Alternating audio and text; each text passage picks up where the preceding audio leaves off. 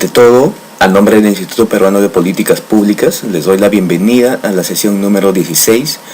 del programa de especialización en gobernabilidad y democracia, donde vamos a tratar las políticas públicas de la nueva gobernanza democrática. Como bien ya saben, mi nombre es Luis Antonio Capcha, soy el tutor encargado de este programa de especialización. Vamos a tratar algunos temas que, si bien es cierto, ya han sido materia de análisis en las anteriores sesiones, pero a fin de poder desarrollar esa sesión número 16, que es muy necesaria porque más o menos en esta se decanta todo lo que hemos venido tratando anteriormente. Y bien, entrando ya de una vez, en torno al siglo XXI, la actividad de gobernar no ha sido ni será jamás tampoco una actividad fácil. Gobernar consiste en la actividad de dirigir un conglomerado social compuesto de una gran cantidad de personas con diversos rasgos, bajo distintas circunstancias, necesidades, capacidades, poderes, etc., que tratan de realizar su proyecto de vida, y en muchos casos en base a los recursos que el gobierno les ofrece. Todas estas circunstancias determinan que gobernar no sea fácil, y no es fácil debido a causas tanto exógenas como la liberación de los mercados, el crecimiento de la individualización de las personas, la territorialidad de las políticas, la revolución de las tecnologías de las telecomunicaciones, etc. Pero también se deben a causas endógenas, como los errores de análisis sobre los partidos políticos, ineficacia de los programas, ineficiencia en la prestación de servicios públicos y hasta los actos de corrupción y arbitrariedad que se suceden dentro del gobierno. Estos cambios que se han dado dentro y fuera del Estado mismo han provocado que muchos gobiernos pierdan el poder de conducción social, dejando de tener control de la dinámica social, de la dinámica civil y de la sociedad en general, ¿no? Y se ha vuelto insuficiente para gobernar por sí mismo, por lo que ahora el gobierno se ve obligado a entablar una relación con distintos actores, es decir, con los demás estados, con organismos internacionales, con las organizaciones de la sociedad civil e incluso la de otros países, transformando la vieja forma de gobernar, que era una forma vertical y protagónica, por una más horizontal, por una forma de gobernar más asociada, interdependiente, y que en estas últimas décadas está creciendo bastante en el mundo. Aquí es importante que destaquemos que las deficiencias internas de los estados para gobernar y los cambios del entorno, esos cambios que hemos mencionado, tanto endógenos como exógenas, que se dan en el terreno sobre todo de lo económico y social, han hecho que la cuestión de gobernar se haya vuelto la cuestión central, cognoscitiva y política. Lo que hemos mencionado anteriormente fue para llegar básicamente a este punto. Actualmente el problema se ubica en el proceso de gobernar. En casi todo el mundo, como se ha ido mencionando en las sesiones anteriores, existe una generalizada disconformidad con el desempeño del gobierno. Esa disconformidad también es con las actividades que decide, los instrumentos que emplea para decidir, los resultados que obtiene. Y esto ha causado que la sociedad cuestione la capacidad del gobierno para la conducción de los destinos de ella misma, de la sociedad, que se cuestione también la idoneidad de sus instituciones, de sus normas y hasta la idoneidad ética y moral del personal burocrático. Entonces, superados de una vez los cuestionamientos que se hacían referidos a la legitimidad, a la falta de respeto de los derechos fundamentales de la persona humana, al cuestionamiento que se hacía sobre elecciones transparentes, los cuestionamientos ahora están enfocados a las deficiencias técnicas, a las deficiencias analíticas, informativas y gerenciales, y a las deficiencias políticas de la actividad del gobierno, que tiene la obsoleta concepción de que la acción de gobernar es una atribución exclusiva, es una atribución excluyente también del gobierno. El gobernante puede pues estar muy bien calificado en términos de legitimidad, pero puede estar muy mal calificado en términos de desempeño directivo y administrativo. En nuestro país, como en muchos otros, la democracia ha triunfado pues en el terreno de los valores políticos, en el terreno de los valores humanos, pero aún en el terreno de los resultados no lo ha hecho. Ahora bien, el cuestionamiento a la capacidad y eficacia gubernativa tiene tres dimensiones. La primera de ellas es la dimensión técnica, y esta pues cuando es imputada a errores de información, análisis y cálculo que conducen a tomar decisiones equivocadas, o a defectos de organización y gerencia en las decisiones o implementación de las políticas públicas.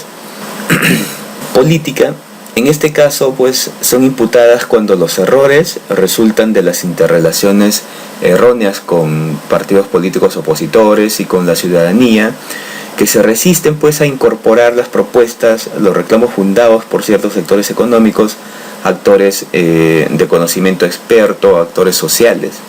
También surgen cuando no se dan explicaciones públicas sobre por qué tomaron determinadas decisiones y no otras,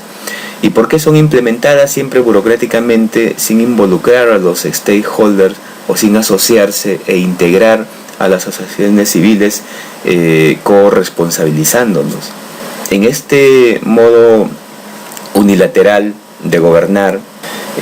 está pues desubicado en el contexto de una sociedad plural que crecientemente es interdependiente, más informada que antes y sobre todo más dispuesta que nunca a ser consultadas, a que sean incluidas pues en las decisiones gubernativas que se tomen. Las dos dimensiones que se mencionaron están ligadas directamente a las decisiones de la política, que son las acciones y los instrumentos directivos principales de las políticas públicas. Esas dos dimensiones se remiten a una tercera que es más amplia y es más determinante, la dimensión institucional. El conjunto de las normas que prescriben los objetivos, el objeto, los modos y los alcances de la actividad del gobierno, normas de relación de los poderes públicos con la ciudadanía. Y bueno, estas normas pueden ser acertadas, pueden ser coherentes, pueden ser contradictorias, imprecisas, ambiguas, redundantes o impertinentes. Pueden ser efectivas también porque no establecen pues los incentivos idóneos para obedecerlas, o porque su transgresión no implica tampoco grandes costos ni a los poderes públicos ni a los ciudadanos. Entonces, lo resaltante de lo que estamos mencionando hasta el momento es que el objeto de estudio y de atención ya no está en la legitimidad política, sino en la capacidad directiva de los gobiernos. Ya no está en el gobernante con sus atributos negativos, sino en el proceso de gobernar con sus deficiencias técnicas, con sus deficiencias políticas e institucionales. Ahora, las dos líneas de respuesta, ¿no?, que son la gobernabilidad y gobernanza. Como lo hemos mencionado también en una sesión anterior, desde los primeros estudios sobre gobernabilidad que se han hecho,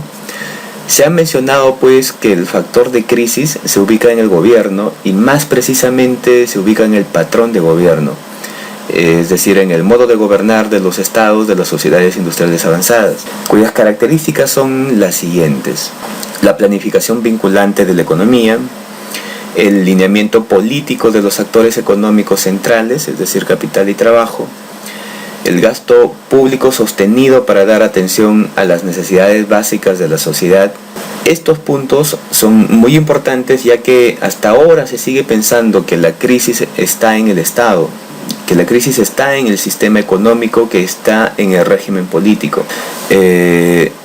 Huntington y Watanuki, a quienes ya los habíamos mencionado, dijeron que lo anterior está relativamente superado o resuelto, ¿no?, y que el problema radica en la acción de gobernar, en cómo el gobierno interactúa con la sociedad. Desde entonces pues se advirtió sobre la posible ingobernabilidad que sufrirían los gobiernos por su sobrecarga, por su overload,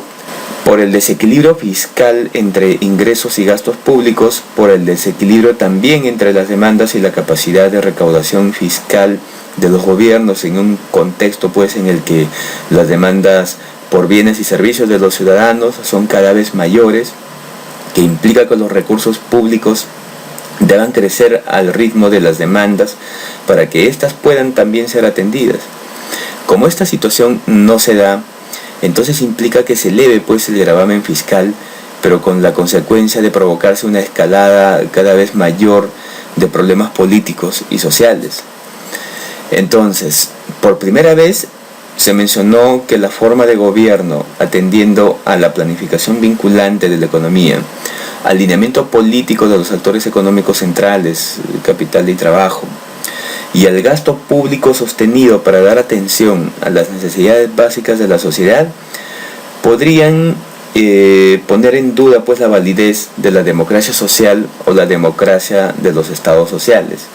Por primera vez se mencionó que la democracia, que era incuestionable en el terreno pues de los valores humanísticos, sí sea cuestionable en el terreno de los resultados sociales y podría terminar en una situación de desgobierno. Como bien sabemos, este pronóstico de la década de los 70 resultó produciéndose en varios países que para salir de este problema tuvieron que hacer reformas administrativas y fiscales, pues aplicando propuestas de la nueva gestión pública, implicando también un ajuste estructural entre el Estado y el mercado. En este ajuste, pues, el Estado tendría la función de regular la adecuada operación de los mercados financieros, comerciales, laborales, productivos, y de otro lado los mercados se encargarían de producir en mayor grado pues por su nivel de especialización, competencia y capacidad de innovación el bienestar de los gobiernos que los gobiernos pretendían producir y asegurar pues lo que desahogaría la hacienda pública para poder realizar las tareas sociales de mayor urgencia. El ajuste financiero y estructural de la economía política tendrían como efecto rehacer la legitimidad política del gobierno del Estado social sin necesidad de que sea el único productor de los bienes y servicios de utilidad para todos nosotros, para los ciudadanos. En nuestro medio, los problemas de gobernabilidad se han relacionado más con los vicios y defectos del sistema político autoritario, más que con las pautas intervencionistas y protectoras que el autoritarismo, que el Estado desarrollador practicaba. La solución se encontraba pues en la transición democrática y en la liberalización de la economía. Bueno, a raíz de los cambios ocurridos dentro del gobierno y de su entorno económico y social, el gobierno ya no puede dirigir a su sociedad por sí mismo a partir de sus ideas, a partir de sus recursos. Ya no puede dirigir los objetivos de mayor demanda de la vida en sociedad. Por esta razón ha ido apareciendo otra forma de gobernar en donde cada vez más se depende de otros gobiernos, de otras organizaciones, tanto del sector privado como de la sociedad civil organizada, de organizaciones pues que pueden ser nacionales, binacionales o multinacionales, para poder cumplir las funciones públicas del gobierno, para poder realizar los objetivos fundamentales de interés común y poder prestar los servicios públicos fundamentales. Como lo menciona la nueva gestión pública, el gobierno más costo eficiente es insuficiente por sí mismo para alcanzar los objetivos y brindar los servicios públicos que estamos mencionando. Y en consecuencia, lo que se requiere es otro proceso de gobernar que incluya pues tanto la acción del gobierno como la de los ciudadanos, que conjugue o integre las capacidades y recursos inmensos del gobierno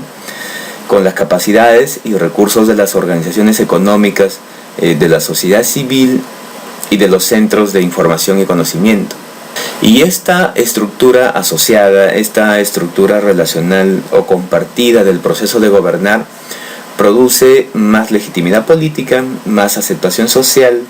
mayor eficacia directiva comparada con los modos tradicionales de gobernar. Aquí debemos mencionar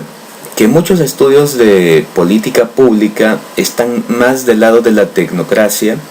que no dan mucha importancia a la participación ciudadana, a las instituciones que regulen esa participación ciudadana y sin rendición de cuentas, como el caso del resultadismo chino. Justamente por estas dos limitaciones de la política pública, su reclusión en la decisión, la administración y la argumentativa, y su distancia respecto de la administración y su distancia respecto de la argumentación pública, surgieron mundialmente dos tendencias que se han presentado como las campeonas aseguradoras de la eficacia de los gobiernos. Una de ellas es la nueva gestión pública, que se enfoca a la gestión pública con un enfoque post-burocrático, con un enfoque gerencial, y la gobernanza participativa, con un enfoque incluyente que también suele a veces presentarse como la salvadora, y considera que si todos los gobiernos gobernasen,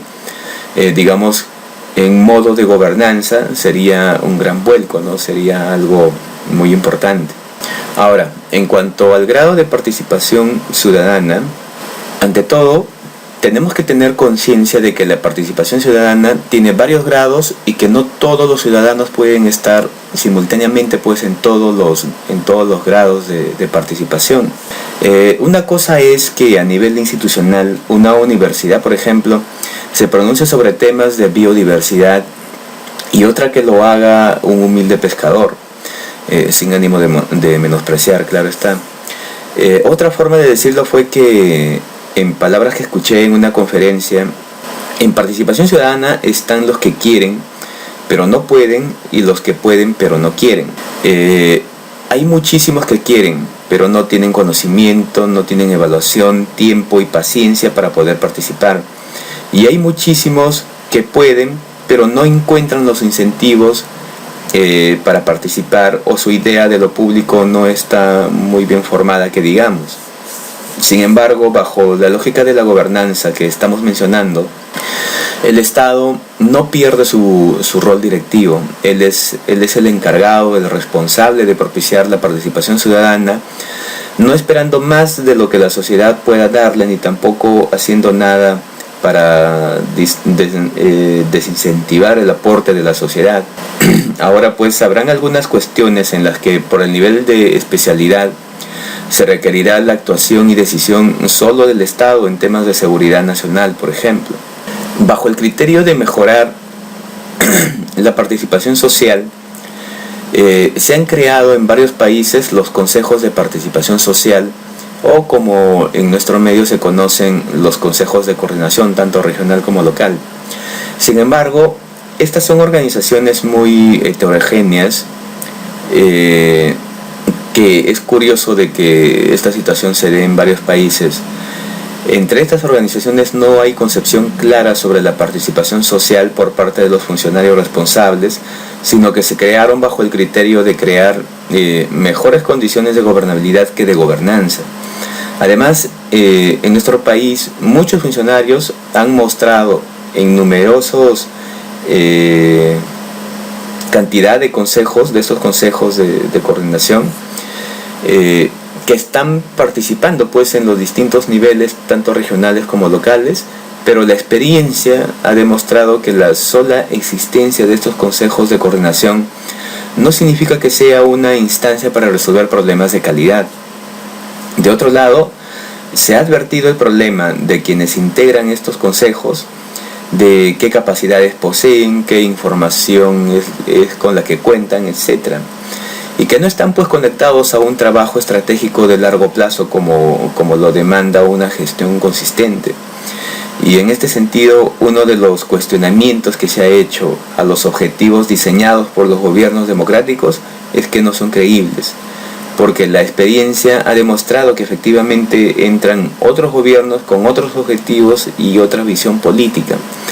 Para que el gobierno o el político sea creíble, tiene que haber pues como condición un objeto o proyecto mayor. Ahora, en cuanto a las características de las políticas públicas, la primera es pensar la política pública como un componente del proceso de gobernar. Se ha criticado a muchos especialistas que diseñan y evalúan políticas públicas porque ven los árboles pero no ven los bosques. Diseñan la política pública, por ejemplo, para las escuelas prematernales y que no se preguntan cómo está el sistema educativo y el régimen político. Entonces se debe ver pues a la política pública como un componente del proceso de gobernar y de él dependiente, ¿no? En realidad, la política pública va a ser causa y efecto del proceso de gobernar. Y empezaremos a transitar pues de una política pública gubernamental o estrictamente gubernamental hacia una política pública de coautoría o coproducción gubernamental ciudadano. Y entonces habrá un modo dialógico, un modo racional, de una manera asociada, con mayor involucramiento y responsabilidad ciudadana en estos asuntos. Y entonces la política pública pues se va a presentar como una obra pública y no solo estrictamente gubernamental, que es público no solo por el hecho de que es el resultado de una autoridad pública legítima, sino que es público porque es una coproducción en su contenido. Entonces, lo que queremos decir es que la mayor parte de los enfoques y métodos del análisis de la política pública son correspondientes a lo que se llama gobernanza jerárquica o gobernanza por gobierno, al modo específico de gobernar pues a la mitad del siglo XX, al tipo de relaciones que existía entonces en el gobierno estatal, tremendamente prestigiado y confiable, y las organizaciones económicas, civiles y políticas, y cuyas características fueron pues, ¿no?, ampliar actividad decisoria del gobierno, alineación política de las organizaciones económicas y sociales a las decisiones del gobierno, elaboración de las políticas públicas en modo gubernamental mediante un círculo de analistas expertos y de políticos cercanos, implementación de las políticas por medio de las burocracias del gobierno sin considerar la posibilidad de desarrollarla con actores sociales. El supuesto de la autosuficiencia gubernamental en la organización de la sociedad. El gobierno por sí mismo puede definir y organizar los objetivos de interés público y las políticas públicas. Sin embargo, el protagonismo gubernamental comenzó pues a debilitarse con la crisis fiscal y con la crisis política de los estados sociales de los años 70 y 80. Y en consecuencia pues con la afirmación mundial del consenso neoliberal en política y economía. Al producirse todo esto pues en un contexto de democracia y liberalización económica de alcance global, el proceso de gobernar se ha ido configurando de otro modo, dado que se ha disminuido la capacidad rectora del gobierno, se ha incrementado la independencia política de la sociedad, y ha habido una poderosa expansión de la esfera pública, de las prácticas de deliberación sobre los asuntos públicos y sobre las maneras de resolverlos en la que participan pues no solo el gobierno ni analistas de los medios, sino que participan los colegios profesionales, organizaciones empresariales, civiles y organismos internacionales. La gobernanza asociada al cogobierno es descrita como un cambio en el modo jerárquico de gobernar hacia uno más descentralizado, más horizontal, más interdependiente, relacional también, interactivo, en que los actores públicos y privados practican formas de diálogo y negocian entre sí para conciliar sus diferencias, para ajustar sus intereses y también para producir cosas de interés común. Este nuevo y obligado proceso de gobernar presiona los métodos y las prácticas tradicionales de análisis, de decisión e implementación de la política pública frente a la nueva gobernanza. Se tiene que preservar pues los métodos de análisis de políticas, algunos, y otros tendrán que modificarse. Es muy exigente pues la eficiencia de la eficacia social de la política pública y de su eficiencia económica.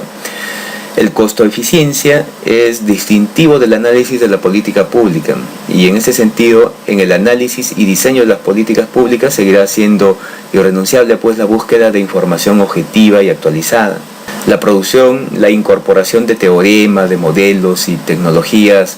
causales que aseguren la asignación eficiente de los recursos públicos y la eficacia de las acciones directivas, pero en el sentido, como se ha dicho, de que la eficacia gubernamental contiene y rebasa la dirección técnica, por lo que se debe justificar ante la sociedad por qué se toman determinadas decisiones, y se puede estar tomando de esa manera porque no se cuenta con información, porque no se tiene modelos causales aprobados, porque las best practices de otros países o las buenas prácticas de otros países no son aplicables al nuestro, aunque el tema de policy transfer es uno de los más importantes, pero sí se debe modificar pues la relación del gobierno y su círculo de asesores con las corporaciones privadas y las organizaciones sociales. Ahora, al momento de identificar y para definir el problema público, se deberá ponderar las opciones de acción y definir las acciones. El que se entre en diálogos, conversaciones y acuerdos no significa la renuncia a información objetiva, a argumentos, a evidencias, a cálculos contrastables. No porque exista participación ciudadana se debe aceptar todo lo que la ciudadanía propone, sino que se debe evaluar pues lo que se propone. La política pública debe ser dialógica, relacional, pero no puede abandonar información, el conocimiento ni el cálculo tampoco. Debe ser muy claro de que muchas de las decisiones que se tomen son las mejores posibles en ese momento, bajo determinada información, bajo determinados recursos. Se tiene que involucrar a la sociedad para que entienda, para que se corresponsabilice y aprenda sobre los objetivos que se prefieren y los instrumentos que se van a usar. Los métodos de análisis de las políticas públicas ya no podrán ser pues burocráticamente monopolizados. Deben incluirse prácticas de locución sistemática con los ciudadanos que conocen, con los ciudadanos más informados e interesados,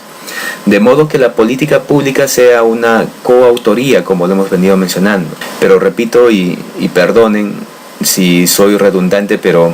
no podemos dar cabida a que esta relación se politice, en el sentido de que se generen transacciones políticas sin interés político, pues, ¿no? Que ni en el corto, mediano o largo plazo tendrían impacto positivo en la sociedad. Debemos tratar de evitar de que ocurra eso. Entonces, y ahora sí, para terminar, el nuevo modo de elaborar las políticas públicas obligará a institucionalizar como obligatoria, las prácticas de participación e involucramiento ciudadano, pero también obligaría a definir normas precisas de esa interlocución, de ese diálogo, de tal manera que la racionalidad y no la violencia o el engaño sean las que conduzcan a la definición de la política pública. En las actuales condiciones sociales en las que se expande la economía independiente, crece la participación ciudadana en los asuntos de interés público y se afirma pues la autonomía personal en la gestión de los proyectos de vida. El gobierno, como dijimos, por sí mismo ya no puede definir y dirigir la sociedad. El gobierno sí seguirá siendo una instancia necesaria e indispensable, pero el gobernar, la actividad de gobernar en un entorno en donde las necesidades crecen y los recursos son insuficientes y se requiere pues de los recursos sociales para poder cumplir con las funciones públicas y crear un futuro social de prosperidad y equidad. Ese es el futuro que los especialistas mencionan que si no está a la vista, está al menos en proceso de formación. Bueno, eso fue todo respecto a esta sesión. Muchas gracias y nos vemos en la próxima.